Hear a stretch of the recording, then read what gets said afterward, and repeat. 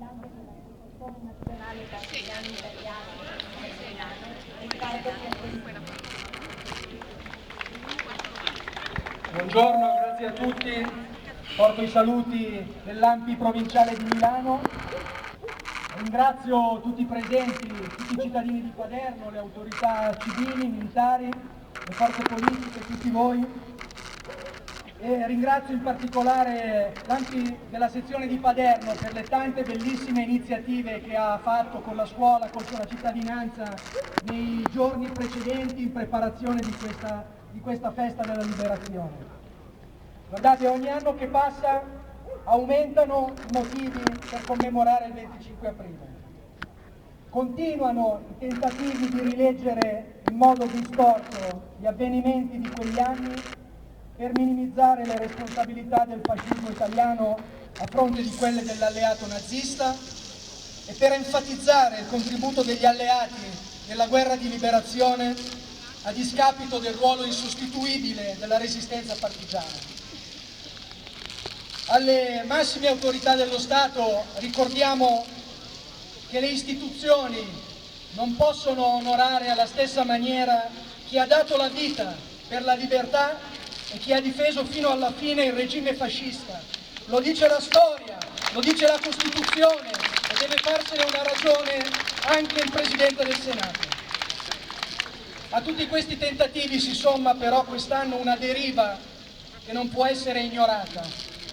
Il cieco e barbaro ritorno della guerra e dei nazionalismi, il ritorno della legge del più forte, la prevaricazione di chi dispone della forza militare, economica e la esercita senza rendere conto a nessuno, infischiandosi degli organismi internazionali, di ogni senso di umanità e di ogni limite etico e morale. Non possiamo accettare che oggi come allora gli eserciti meglio equipaggiati del mondo scatenino la loro violenza su inermi popolazioni civili, come sta avvenendo a Gaza, in Libano, in tutto il Medio Oriente. Di fronte alle nuvole nere di un conflitto globale che tornano a oscurare il mondo, noi rispondiamo con il sole del 25 aprile. Quel giorno di 81 anni fa, infatti, non significò soltanto la fine di 20 anni di dittatura, non significò solo la fuga dei tedeschi e la fine delle loro vergognose stragi, ma significò anche e soprattutto che la guerra era finita, finalmente la pace. La pace è questo il messaggio di questo 25 aprile 2026. Esattamente 100 anni fa venivano emanate le cosiddette leggi fascistissime che annullarono in Italia in pochi mesi la libertà di stampa, di associazione, la libertà sindacale, istituirono il Tribunale speciale per i dissidenti. Proviamo a immaginare quale fosse la situazione durante quei 20 anni di totalitarismo. Un'intera generazione di giovani che non avevano conosciuto altro che propaganda, oppressione, e che nel giugno del 40 furono trascinati dal fascismo in una folle guerra che costò milioni di morti. E dopo l'armistizio dell'8 settembre del 43, i nemici e gli alleati che si scambiano improvvisamente di posto, le violenze, le rappresaglie tedesche sui civili italiani e su quello che rimaneva di un esercito allo sbando. Erano i mesi delle stragi di Cefalonia, di Corfù, di Boves, e poi nel 1944 delle fosse ardeatine, di Sant'Anna di Stazzema, di Barzabotto. In quei giorni decisivi ogni italiano si trovò solo di fronte alla scelta se collaborare col fascismo e gli occupanti tedeschi oppure salire in montagna a rischio della propria incolumità e unirsi alla resistenza antifascista nelle tante brigate partigiane che si stavano formando per liberare l'Italia.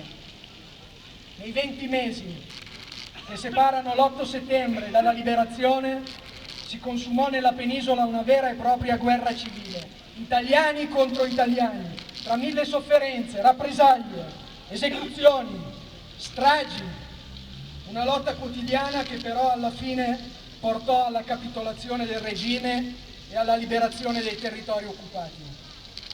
Ai giovani in particolare vogliamo dire Non cadete nelle false ricostruzioni da cartolina, dove gli americani entrano nelle città del nord e liberano gli italiani che sono lì solo a sventolare i fazzoletti.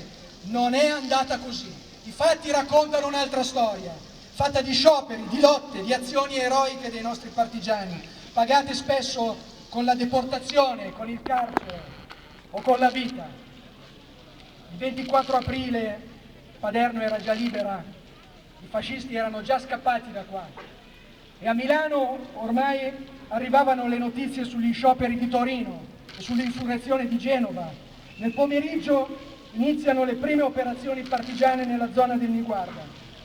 La mattina del 25 viene dato l'ordine di insurrezione generale e ogni milanese fece la sua parte, occupando fabbriche, difendendo gli uffici, presidiando barricate. Il 26 la Guardia di Finanza prende possesso della prefettura, abbandonata poche ore prima da Mussolini in fuga verso la Svizzera. Un gruppo di partigiani dell'Oltrepo viene inviato tra il 27 e il 28 per catturare Mussolini con l'ordine di fucilazione per lui e tutti i gerarchi fascisti, ordine che viene eseguito il 28 nel Comasco. Quando gli alleati entrano a Milano tra il 29 e il 30 aprile del 45, trovano una città libera che da 3 giorni è tornata a funzionare, con negozi aperti, tram che circolano, nonostante i cecchini e le ultime sacche disperate di opposizione armata dei fascisti. Nessuna ombra di saccheggi, di vandalismi. La città è saldamente in mano al Comitato di Liberazione Nazionale, a un sindaco e un prefetto italiani legittimamente nominati.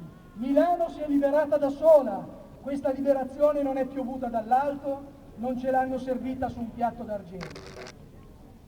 Da quegli indicibili sacrifici sorse l'anno successivo la Repubblica, il 2 giugno del 46, di cui quest'anno celebriamo l'80° anniversario. Quell'anno segnò finalmente la partecipazione delle donne al voto e alla vita democratica del Paese, la scoperta della libertà, della democrazia, la ricostruzione materiale, morale, civile del Paese e poco dopo l'entrata in vigore della nostra Costituzione. Proprio il 2 giugno, qui a Paderno, e di questo vogliamo ringraziare l'amministrazione comunale, sarà intitolata la sala del Consiglio Comunale alla figura di Tina Anselmi, partigiana, politica di primo piano nel dopoguerra, prima donna a diventare ministro, ideatrice del nostro sistema sanitario nazionale. Grazie quindi per questa intitolazione.